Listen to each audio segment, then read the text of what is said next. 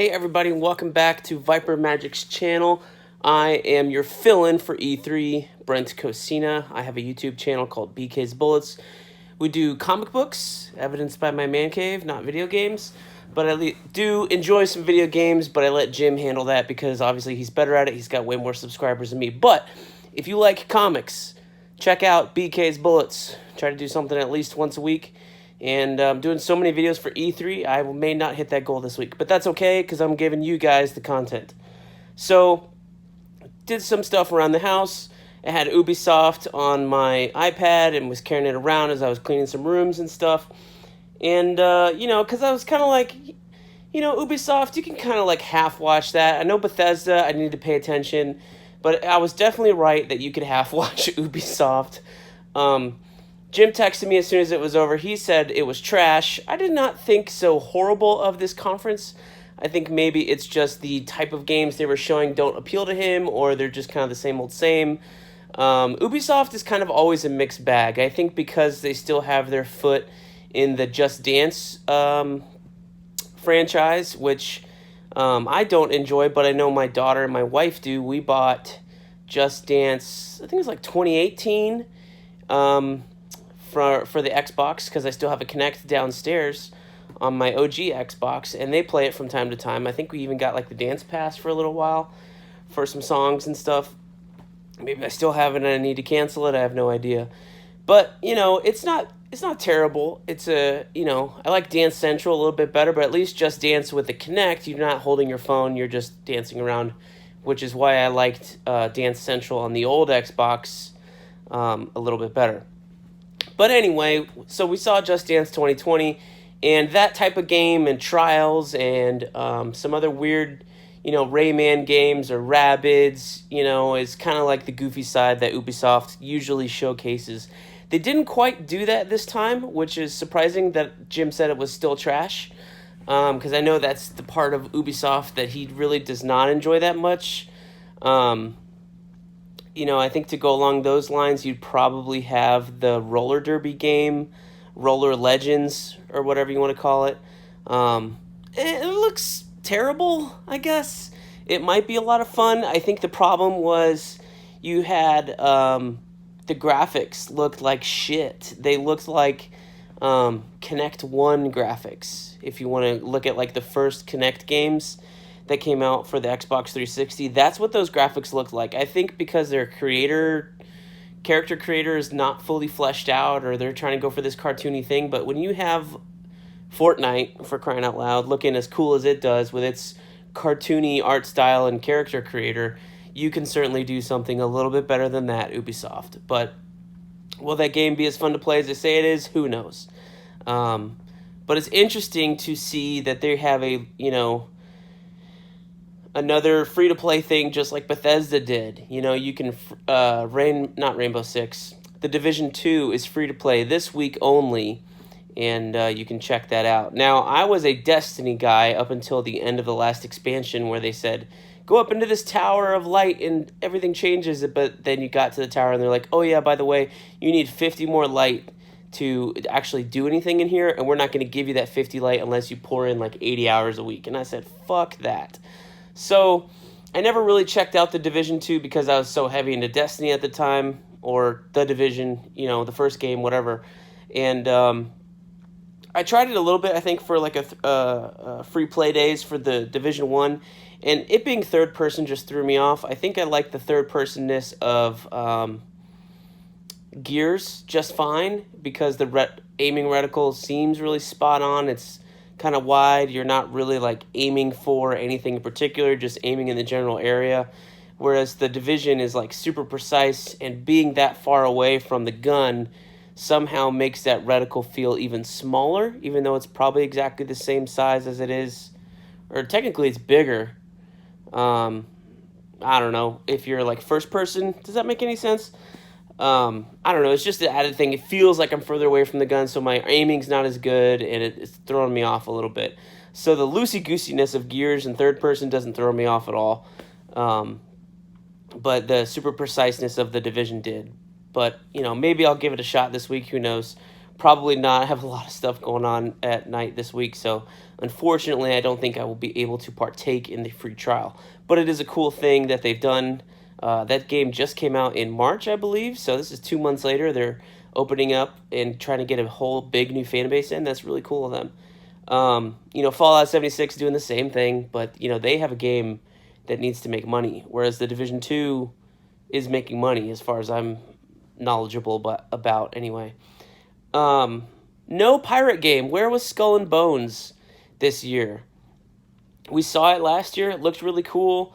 I was thinking maybe it would come out this year. We didn't see it at all, so maybe that game is in trouble. It's unclear. It looks like pretty much a Black Flag, Assassin's Creed liftoff. You lift those assets and put them in this game over here, and maybe that was a little too late after Sea of Thieves. Maybe they're trying to space it out. Maybe they're trying to fix the game. I have no idea. For Honor DLC, we saw nothing of Assassin's Creed, although we did have the guy who came out and was working on Odyssey tease us at the very end with this Gods and Monsters game, which I think could be cool. I am a big fan of mythology. One of the things that got me most excited about Assassin's Creed Origins towards the end of my playtime, yes, I said Origins, was the DLC where you're going into the different tombs of the pharaohs and stuff like that, and you're encountering the Anubis monsters and stuff. I thought that addition to the Assassin's Creed world was, really, really cool. And I could certainly see the Templars or Assassins wiping out all these mythological creatures before they really even got started. And that's why they're not left in the world. I thought that would be a really cool twist. There seems to be a hint of that coming in Assassin's Creed Odyssey. I have the season pass, so I have I've yet to play all the DLC, First Blade, and I know the second set deals with Atlantis, and the game kind of does a little bit as well, so that's exciting. And there's a Medusa and all the different creatures and stuff in the regular Assassin's Creed Odyssey game, which I overplayed myself to death, but I love that game.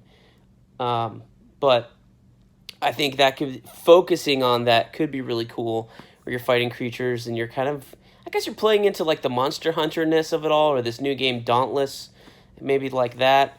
I think if they made it like a mix pot of all the different mythologies, that would be awesome, where you take the Greek mythology, the Egyptian mythology, Norse mythology, and then some other ones that, there's like ancient Polish stuff that The Witcher deals with. There's probably Celtic stuff. If you just take a little bit of everything and mix that around, I think you could have a really cool game, or focus on like 3 of those pillars, 1 mythology, 2 mythology, and 3. That would be really, really cool. One of my favorite games to play, not an Ubisoft game, a Microsoft game, back in the day was Age of Mythology. It's kind of the sequel to Age of Empires. I don't know if it came out after 2 or before or after 3, but same concept, RTS, but you got all these mythological creatures and you were fighting other ones. It was really, really cool. So I'm down for Gods and Monsters if that turns out to be something cool. No trials this year. That's okay. I think they just came out with one. More Ghost Recon. I feel like that's too soon. Ghost Recon Breakpoint. I don't know if it's a single-player game or if it's more like Wildlands where you need a party and stuff like that. I don't know. I've never played a Ghost Recon game, much less Wildlands. Wildlands did turn me off because it was like, you and your friends have to play. And then it was, reading stuff about it, was like, yeah, you need a party to play this. And I was like, okay, I'm out.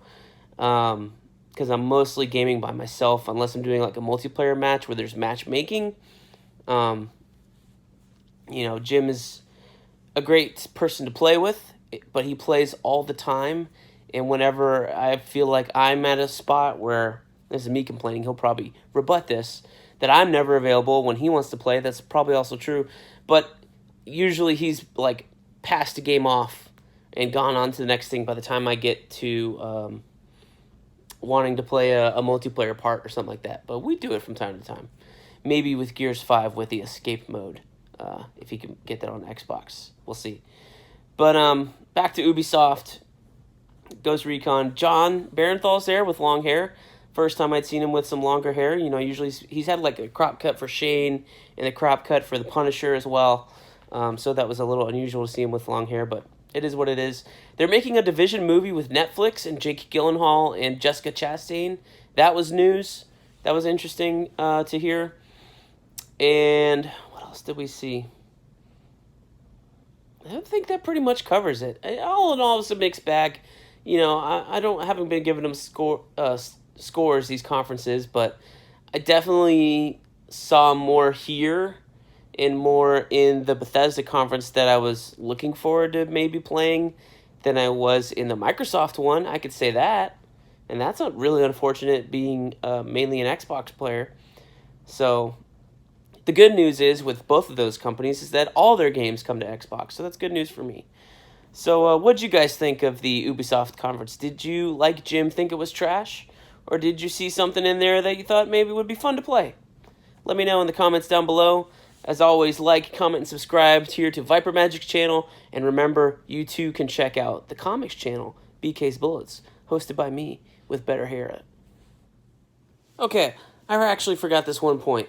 Where the fuck is Splinter Cell, Ubisoft? Where the fuck is Splinter Cell? You got Splinter Cell in your stupid little mobile game. You had him in Ghost Recon Wildlands last year. Where the fuck is Sam Fisher?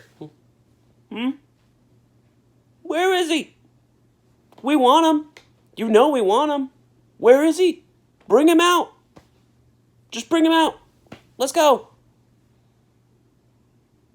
I don't know. I forgot to mention Watch Dogs. I don't play Watch Dogs, so that's probably what I forgot. And here's the thing. Ubisoft had this PC-only Ubi Pass or Ubi Play Plus, whatever the fuck they want to call it. $15 a month? That is steep, dude. When EA Access costs like $5 a month, Game Pass costs $10 a month, you guys have the gall to cost $15 a month? No thanks. And I was going, where is the console version of this? Because there's got to be a console version.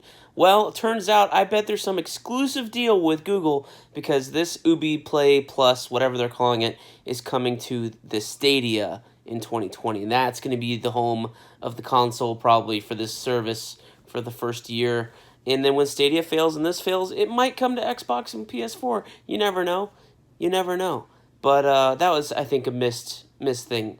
$15 a month. Go fuck yourselves, Ubisoft. Maybe this conference was trash. I amend my statement.